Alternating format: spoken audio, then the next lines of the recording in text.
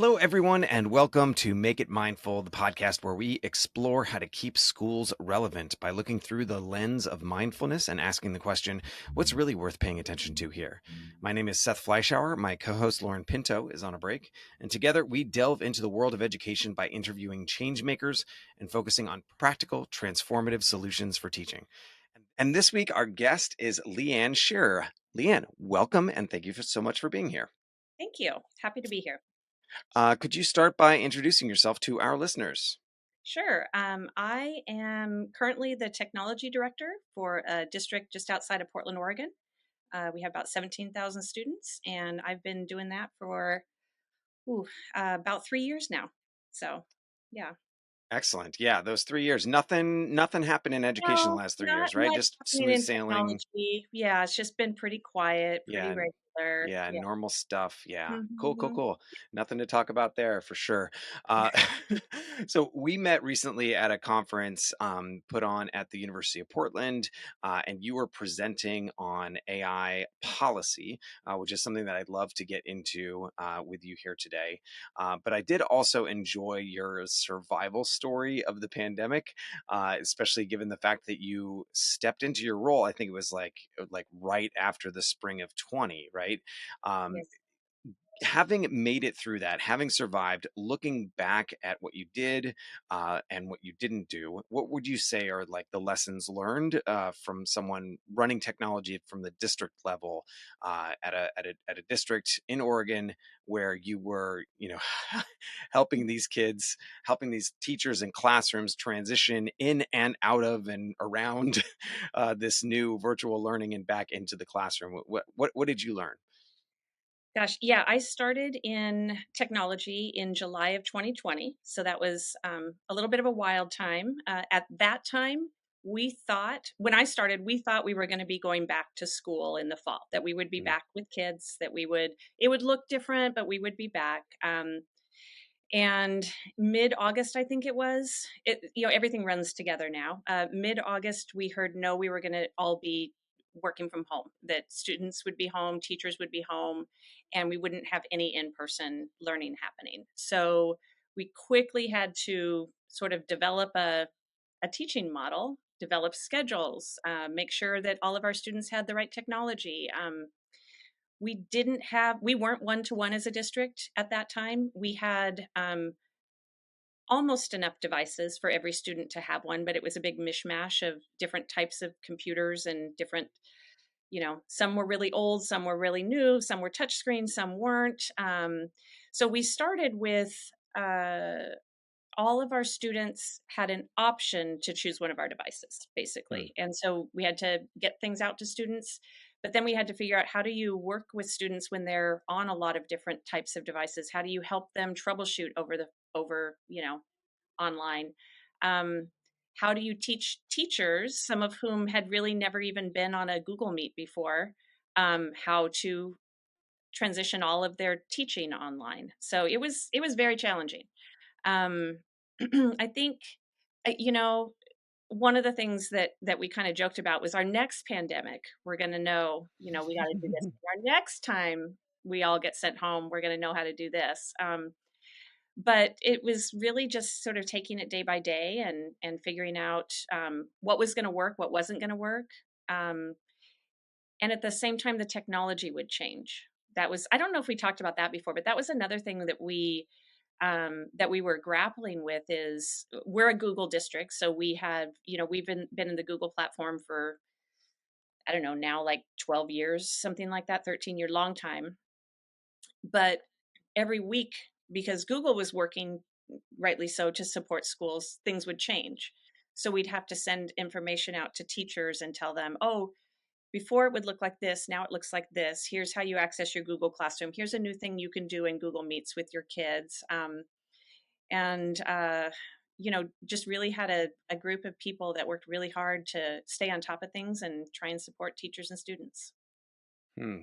And so is that like the primary role of someone who's running IT for a district? You're essentially supporting teachers with their use of their adoption of technology, do you also have a role in the in selecting student facing materials? Are you overseeing the whole thing?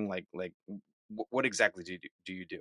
Yeah. So I have a variety of different roles. So before I moved into technology, I actually was worked. I was a English learner teacher of English learners at the elementary level, and then I was a principal, and then I was a program coordinator. So I have that instructional background. Is actually more of where I've spent my career, and so it varies from district to district. In my district, I'm not on the adoption team, so to speak. So I'm not choosing the curriculum, but I advise. And I do have some coaches, some teachers that work for me that actually sit with the other teachers as they're evaluating programs and make recommendations.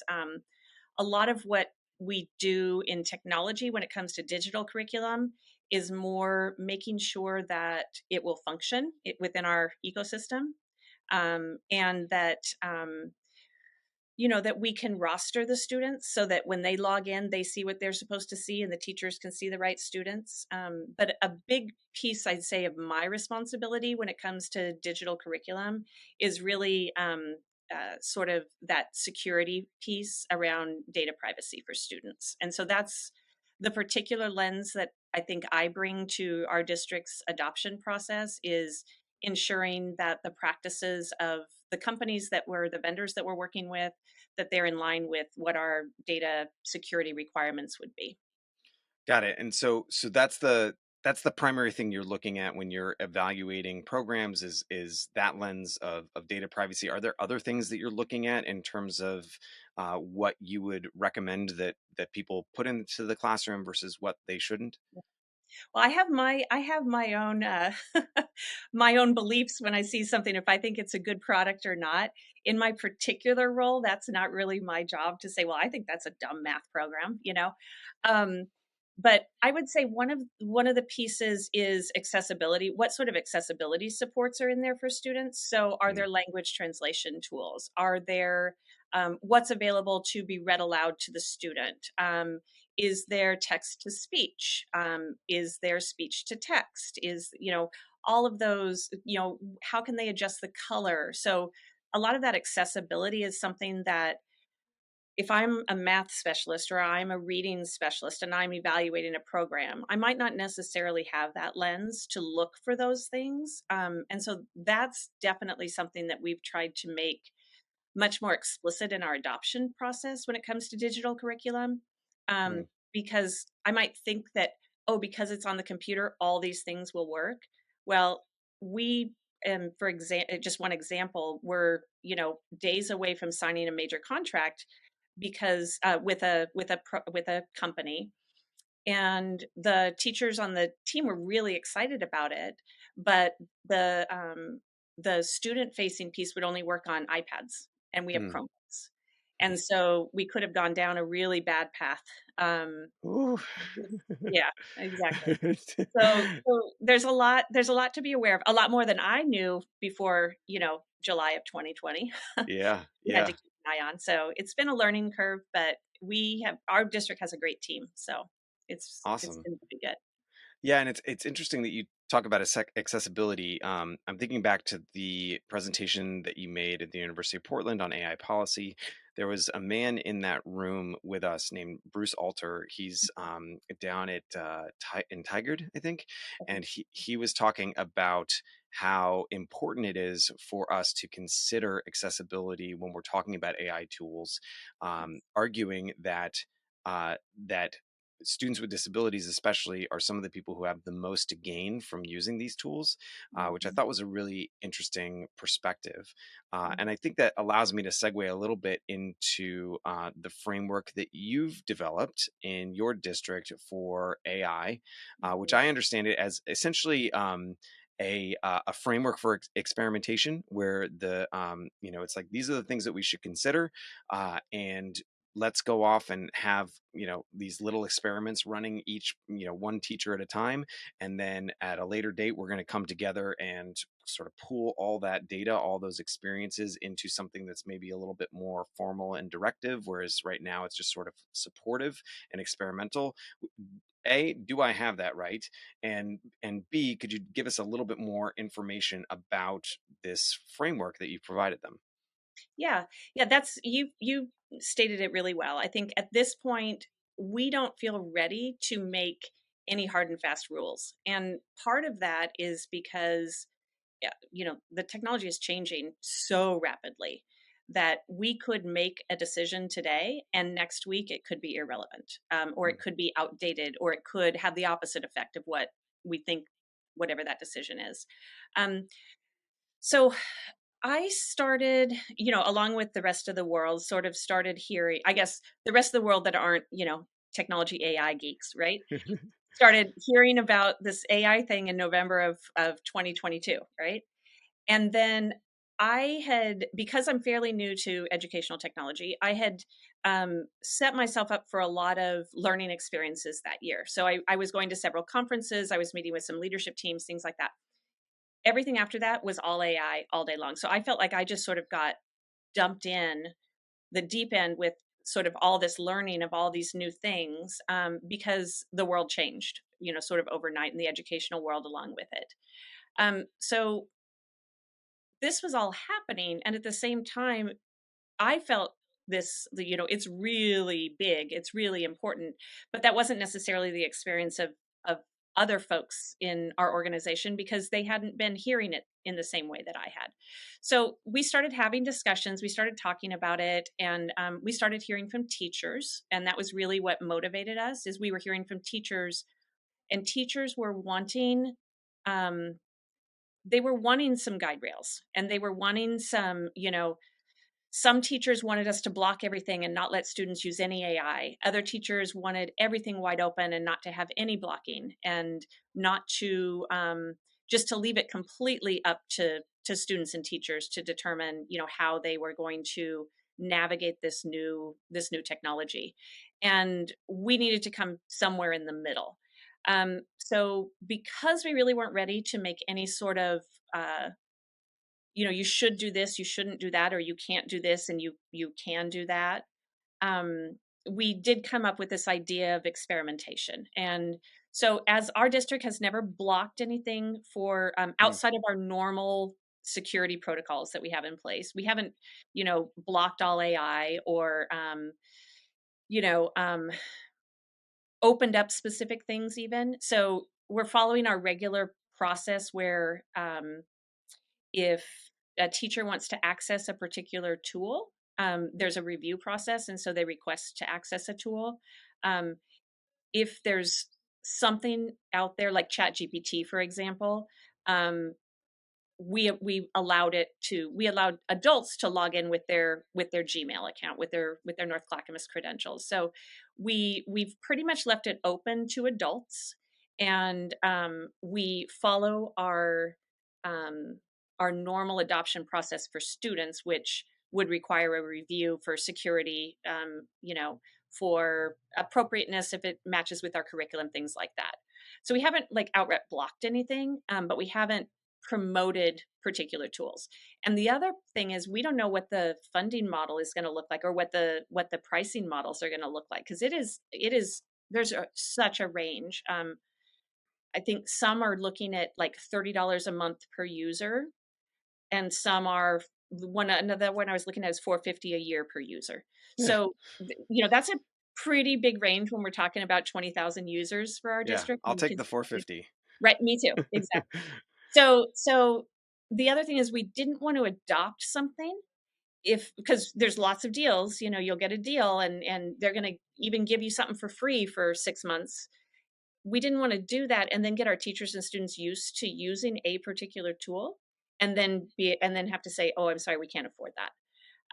So we haven't adopted anything as a district, and so it really has been driven by teachers. And we have a small group that's been meeting regularly throughout the year, just to talk about what's out there, what are they finding in their classrooms, what are some ideas for practices that we might think about as a district. So that went this school year, the 23-24 school year. And then I think we'll probably revisit that, I would imagine, for next year, but we haven't had that discussion yet. Hmm. So we're just wrapping up the school year now. Awesome. Okay, I have lots of questions. One of them is that you started in talking about your lens of privacy. Yeah. Then you're saying that you're allowing teachers to log in to ChatGPT using their Clackamas emails. Hmm. Um, I'm wondering what convinced you that that was safe enough for them Yeah. to do, and like what guardrails are in place for protecting, for example, student data, that a teacher might be like, oh, here's my roster with these results, like, grade my kids for me. How are you ensuring that that initial lens Hmm. is considered during these experiments? Yeah. So I don't know that I'm convinced yet that it's safe. Let's start there. I'm trusting our teachers. We've done a lot of communication with teachers of, you don't have to use any AI tool. And we're not telling you to not use a tool or use this one. If you do, here's some things to think about.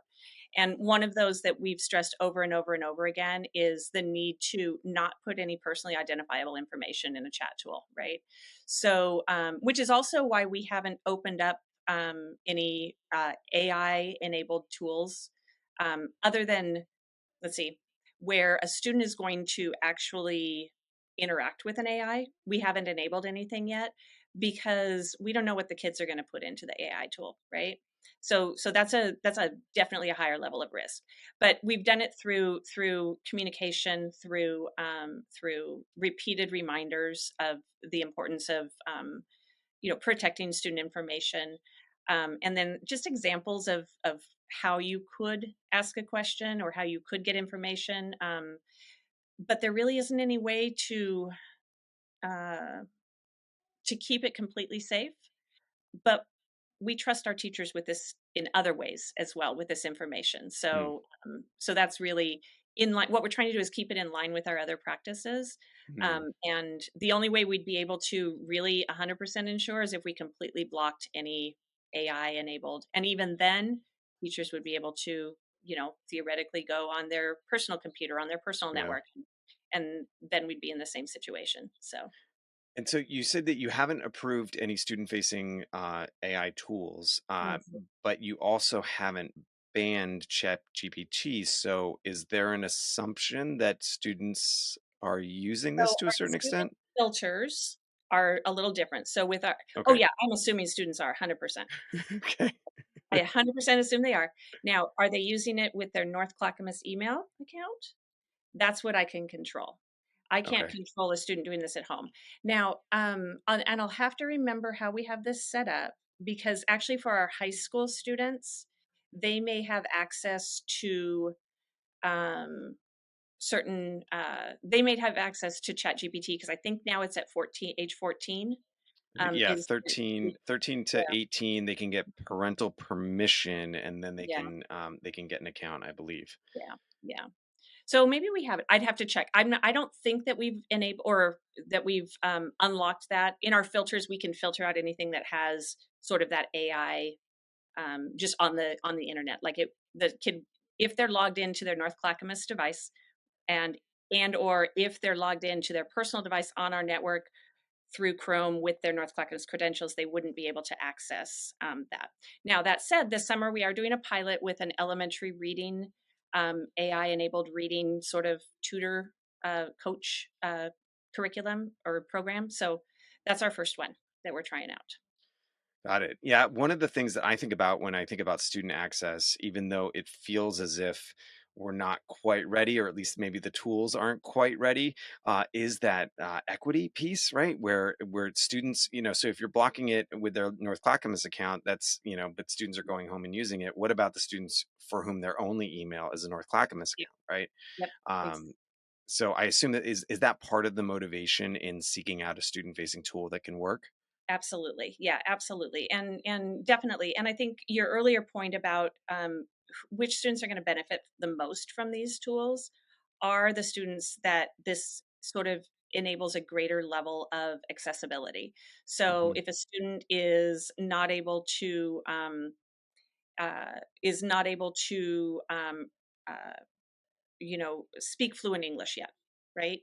they can get some coaching and feedback on their written responses to better capture their, what they're trying to say. Same thing for a student, to be fair, with a language processing disorder or something like that. That Chat GPT is a great tool. And I'm using Chat GPT, but Claude or any of the other sort of large language model chatbot type tools can be really powerful supports for them. Hmm. So I think we're that's where we're sort of in that experimentation. And we do have a few classes. I'm trying to think.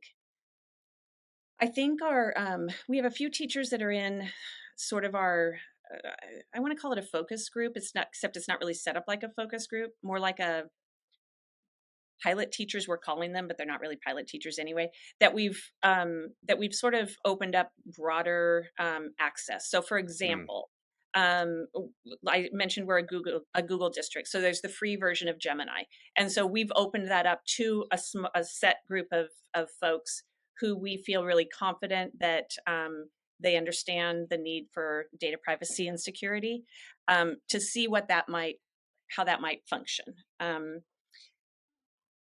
But others, it would just be if they don't need to log in with their North Clackamas credentials, that they would have access, and we're not blocking it on our network. Yeah. Okay, so I'm hearing there's a couple of layers of experimentation here, and you did mention language learners, which is something I'd like to get Mhm. into right after my next question. But you have these layers of experimentation where some people have greater access than other people, but there's a Mhm. general access that's being granted to all of the teachers. You've Mhm. got a group of people that you're meeting with regularly, at Mhm. least in this school year, and you're getting my question is about the type of feedback, the type of data Yeah. you're looking for from them. Like, are there specific things that you're measuring quantitatively, or are you just looking to get stories and try to kind of piece together from there? Yeah, it's definitely in the storytelling phase. It's definitely in the, hey, I tried this and it worked great, or ooh, here's what I noticed. Here's what I used in my planning. Here's what I used with my students. Here's how I set up a lesson. It's that sort of thing, and in a lot of it is even not what I'm doing, but how I'm thinking and feeling about it, Mm, right? So to get a sense of how comfortable am I as a professional teacher in the classroom feeling with this new technology? What do I feel like is the line, right? mm, And so it's having those philosophical kind of discussions, yeah, not so much, hey, I found this great tool and here's how I used it. There's some of that, but a lot of it is more sort of philosophical, and where are we going to fall as a district? yeah. Are you finding that people are down for that conversation? Because I Yeah. love talking about that kind of stuff. I find that like some people will like play with me, and others won't. I think it's this particular group are sort of the ones who wanted to talk about um, sort of policy or accepted practices. So I think they're open to that because that's where they were at. So they were Mhm. drawn, they were asking the question, which is why they were invited to participate, Yeah. basically. Yeah, makes sense. Okay, so you talked about language learners and AI. Yeah. One of the things that intrigued me about our previous conversation is that you said that there are a lot of parallels between how these large language models learn language and how we ourselves learn language. Yeah. I've often said that we are the world's best GPTs, Yes. but can you unpack that a little bit? Like, Yeah. what are the parallels between how these machines work and how or learn and how we learn? Well, and I will say this is my understanding. So if someone's listening to this and they've trained a language model and they say, no, that's not how it works, then just preface it with that. Yeah, So please let I've me done, know so I yeah, can yeah, update. please. Yeah, thanks. Mhm. Um, so just in my reading, just on, I don't have a lot of time, but just in the things I was reading, this one particular article, and then I'm reading a book now that reinforced this. So I feel a little better about saying this is how it works because this is, What's the I book? understand. It's called Co-Intelligence by Ethan Mollick. Hmm, cool. It's very good. Look at I'll all put those that tabs. Look at that. in. I'll put that in the show notes. Yeah. Um, so the way the way language works is you build your vocabulary by connecting known words to other concepts and other words, right? Hmm. And so they're linked sort of in this network of vocabulary. And then there's all the grammatical pieces and all of that, right? But those are rule based. And so I would imagine that some of that is programmed in. But then the way you sort of internalize that as a real human being, because you can learn a rule as a real human being, but you're not going to be able to apply that until you're really fluent in the language and you sort of instinctively or without thinking apply Hmm. that rule. Um, but the model works the same way. And as I was reading it, it was really fascinating to me because it mirrored to me language acquisition, right? Where you're learning conceptually about something and then you're linking your current knowledge with new words and new concepts and new ideas. And so then it just becomes this network and that's how it grows. And so with the language model, with the large language models, they're fed certain things and then they're given feedback that, this concept of car is related to this concept of truck, but there's, wheel is related, but it's not directly related in the same way, right? Hmm. And so you sort of start thinking about these networks of words, and you have this um, both morphology of language, where, like, if we think about in English, our Latin and Greek, the root words and the base words and the prefixes and suffixes. And so if they share that, they're related by meaning. So you then can gain that network of understanding of the word because you know the parts and what the parts mean. And you know that biology is related to biome because it has that bio, right? Or biology is related to geology, but it's because of the ology. It's the study of. So if you know those word parts, then you can begin to understand the meaning of the word. And so as I understand it, the language model is sort of built the same way, that it is sort of adding to and then creating a network out of new words. And the other piece that I was reading about in this, I think it was in this co-intelligence book, was about the idea of getting feedback, and that the best models, LLMs, are getting sort of a human interceding in the feedback, and oh yeah, that's right and that's wrong, and that Hmm. it's growing its understanding based on that human feedback. Well, that's actually how we learn language too, right? So if I'm interacting with you and I say something and you give me a look like I don't know what you meant, that's feedback to me that I didn't phrase it correctly, or I need to restate what I thought. So it just was sort of eye-opening to me with what I know about how people learn language, that and I guess, duh, it's a language model. It would, it would make sense. And it just, that it did seem to be those parallels. Yeah. So, because like I think about how even well now I'm thinking way too hard about how the words are coming into my brain right now. uh, but it's it starts with like an idea, and then I begin talking, and there are rules that dictate which kinds of words can come after each word Mhm, there, mhm, and then I have this idea, the seed of a thing that I'm trying to put into these like little blocks that I can arrange into a line that mean mhm, that thing that I'm trying to say, mhm. right?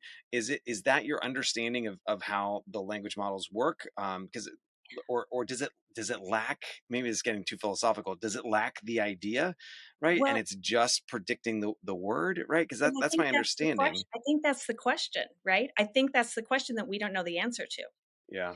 because at least what I've seen, in my tens of hours of thinking about this or looking at this, but is that the people who are doing the AI don't know exactly why it works, So creepy. right? I know, Yeah. but it's that yes, there's pattern recognition, but pattern recognition you could explain, right? And you can't pattern recognition unique ideas and unique content. And so that's where, to me, I see that really deep connection with language, because we have theories of language acquisition, but we don't have here's exactly how it works and here's why, right? Hmm. So how do you get from So that we're magic? creepy too. Well, exactly, right? But that's where I think that's why to me it seems like the same thing in a lot of ways.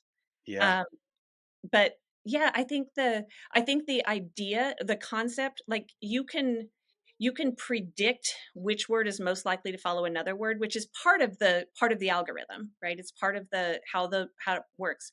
But you know, I'm looking at something right now is as the. So the is going to follow as a certain percentage of time in the whole realm of in the whole realm of what I've looked at to compare it to. But how am I going to know that that's appropriate as the, and in other situations it's not, because you would just get a bunch of gibberish. So there's that feedback loop of this is a real thing, this is a real idea. And that's, I think, where that human interceding or giving feedback can help, which Yeah. is why when they're training a language model, it's really important, it's really helpful that lots of people are in there, which, to bring it all the way back, is like my concern about students, right? Mm. So having our students giving that feedback and having their private information out, feeding something that we don't know what's going to happen to that private information, and the student could be sharing really personal specific information. And so that's why I feel a much greater level of concern about student access than I do the adults in our system. Yeah, and I think that that's pretty universally the baseline requirement for student-facing AI tools is to have it be a walled garden where you're not sending stuff Exactly. back because you can trust your teachers all you want to not share student data, but I'm not sure that Yeah, you can train a lot of kids to where the line is, right? right. Maybe when they're a little bit older. Um, it's interesting hearing you talking about like unique ideas because one of the things that I run into sometimes when I personally use AI is how bad it is at marketing, right? Like I try to get it to like write me a good headline for like this thing, and like it just can't do it because it's trained on all of this stuff that already exists. And part of marketing is like, oh, that's a new and interesting way to think about a thing, right? Whereas you also hear about the hallucinations that happen, right? And then I'm thinking like, are good marketing ideas simply hallucinations with like some rules built in Yeah. so that they actually work? And so it's like, why is it like, is it just that there's a special uh, uh, a special instance of the use of the tool where you're actually going to get something new and innovative? It just tends to like happen randomly or happen with a good prompt, Maybe or is co-intelligence, but yeah, I mean, I think it does get into, it's how you have the conversation, right? And that was one of the things this is very accessible. I've recommended it to lots of people now.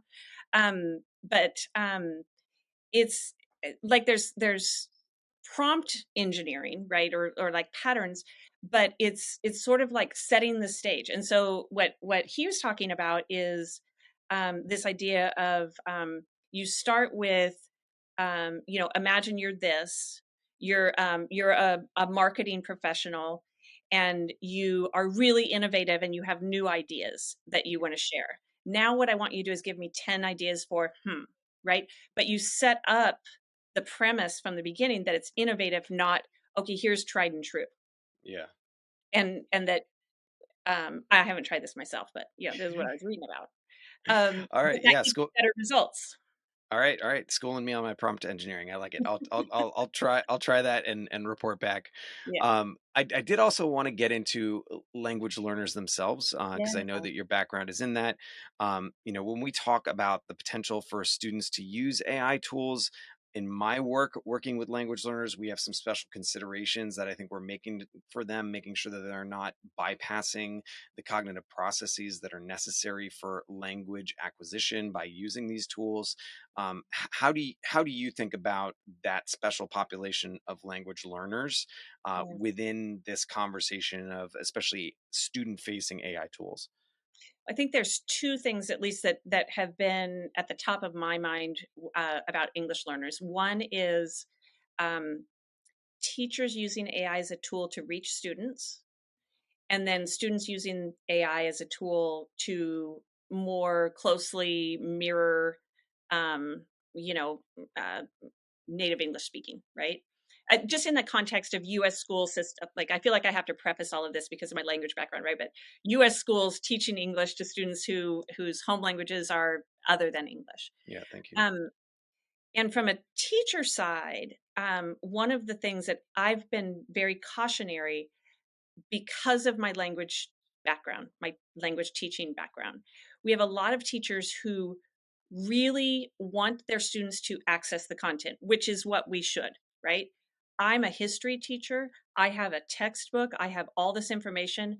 I want all of my students to equally be able to access. Now, AI is a tool that can help with that because the translation tools and the taking of text and sort of reframing it in a way, or bullet, summarizing, bullet pointing, all of those types of ways that we might use AI are powerful, helpful ways for students to that can help students better access the core content.